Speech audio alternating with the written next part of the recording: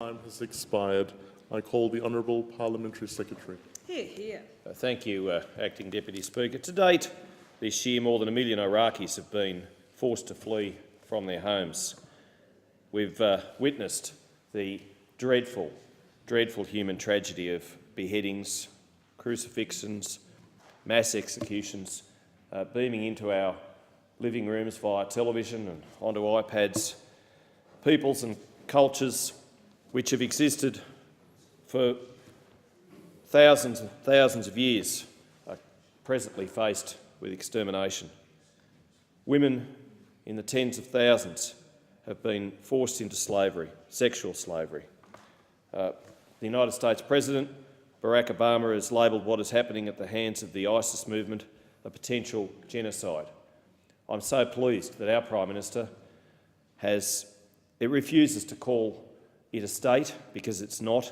ISIS, well, let's call it what it actually is, not what it claims to be. It is evil. It is terrorism. It's been described by the United Nations as a terrorist group.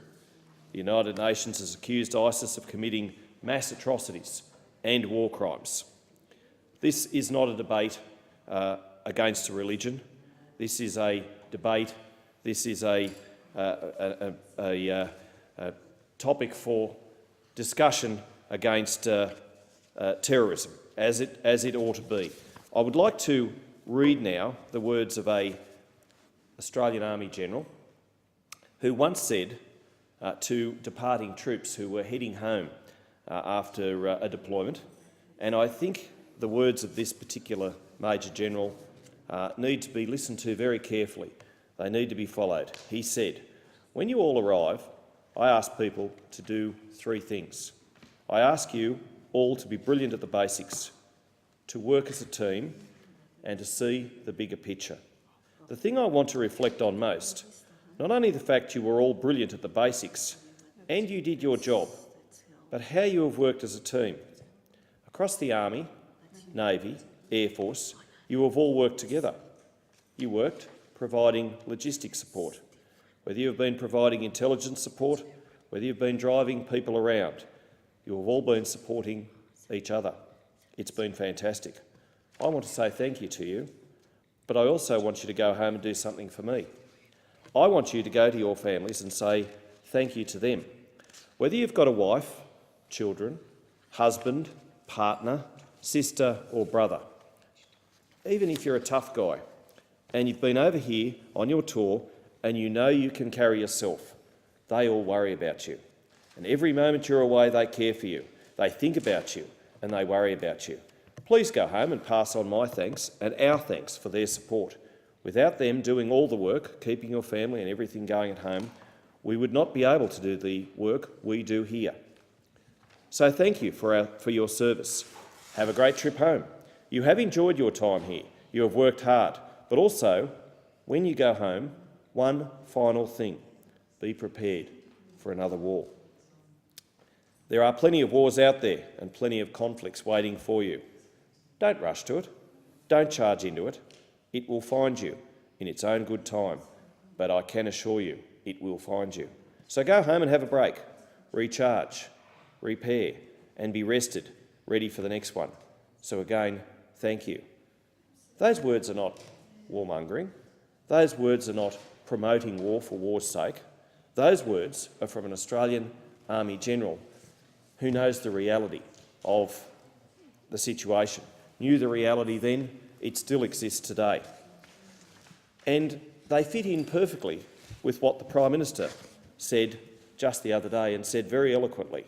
I stress, peaceful democracies, peaceful pluralist democracies like Australia shrink rightly and understandably from reaching out to these conflicts, but just because we would prefer to stand aside from these conflicts doesn't mean that these conflicts will stand aside from us. His words dovetail in with what the Major General said. What Australia is doing is providing humanitarian airdrops. We've done that twice. We are providing logistical airlifts of equipment, including military equipment. There's no talk at the moment about combat troops on the ground, and hopefully that won't need to happen. But we are doing what we can and what we've been asked to do, and we are doing it very well in a very dangerous situation, I might add, and we should always applaud the brave men and women of our Army, of our Air Force, of our Navy for doing what they do, not just on our behalf, but for the people who they are serving. I'd like to also now quote from the member for Bass, Andrew Nikolic, who was the commandant of Kapuka, the Army Recruit Training Centre near Wagga Wagga in my Riverina electorate. He was the commandant there 2004 and early 2005 before he went to Iraq. And he said, there has been a fair bit of hyperbole from the member for Denison, more attention-seeking behaviour from him, but let's talk about the facts. The fact there is nothing in the constitutional defence legislation that requires the executive to engage in endless debate with Mr Wilkie and Mr Bant, or to first get a vote through Parliament. And that's so correct. He was asked by the ABC's Leon Compton, are we going to war in Iraq again? And his response was, absolutely not. What we are doing is responding to a humanitarian crisis. We are acting to prevent what many people can see has the potential to become a genocide. As we have seen through dropping humanitarian supplies to people on mountaintops in Mount Sinjar, in the drops to Shia Turkmen residents of Amerli in northern Iraq, and this has been done with the permission of the Iraqi government. In coming days, we'll have C-17 aircraft involved in airlifting equipment and supplies to Erbil in the Kurdish part of Iraq. These are the things we need to do to stop the spread of IS or ISIL or whatever they call themselves and engaging in the sort of activities that we have seen on our TV on a daily basis.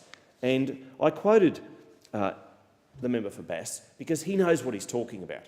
Unlike the Greens, unlike the member for Denison, when it comes to these sorts of things, he's been there, he's seen it, he's served, he knows what he's talking about, and I think I know that he in his heart of hearts has got the best intentions of Australia, the best intentions of the Northern Iraqis very much at heart.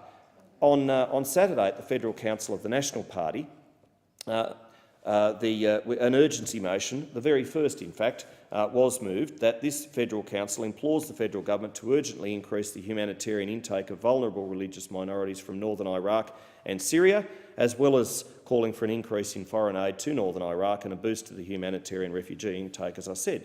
Now, that was passed as an urgency motion, moved by the National Women's Council of the Nationals and seconded by Queensland Senator Barry O'Sullivan, and it was passed unanimously, as it should be. The Greens would have Parliament decide our response of assistance in northern Iraq. But this action is, as it always has been, the decision of the Executive Council and ultimately the Prime Minister of the day, based on, of course, the advice from our highest-ranking military chiefs. This is how it should be. I'm not quite sure what the Greens would have us do. I mean, they go around and they say things such as Senator Wish Wilson, who said, I think we need to find better words than terrorist and terrorism, because to me that implies a very one-sided view of the world.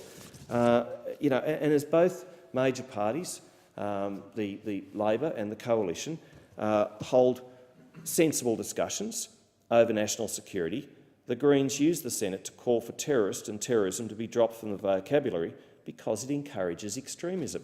I mean, what would the Greens have us do? What would Senator Milne have us do? Would she have us debate the merits or otherwise of what we absolutely need to do, and that is humanitarian assistance, whilst they wring their hands and do media doorstops on this? Or would they have our Army, our Air Force and our Navy get in and do the job that we ask them to do the job that the Iraqi government has asked them to do, and that is provide much-needed assistance to people who are in desperate plight, people who are facing death. I mean, as the Prime Minister said, this isn't a state, it is a death cult. And then, if the Greens got that through, what would be their next step? Would they then requested to go back to their branch party meetings, whilst they again, were wringing their hands and eating tofu and drinking chamomile tea and basket weaving, while they decided what we should do to help the people of the world? And that's what this is about. It's actually providing much-needed assistance. It's not about, as the Greens would have us do, and that's making grandstanding mileage out of this very important human tragedy that we need to act. We are acting. I commend both Labor and the Coalition for supporting this absolutely needed assistance, and I certainly commend those people who are providing that valuable assistance.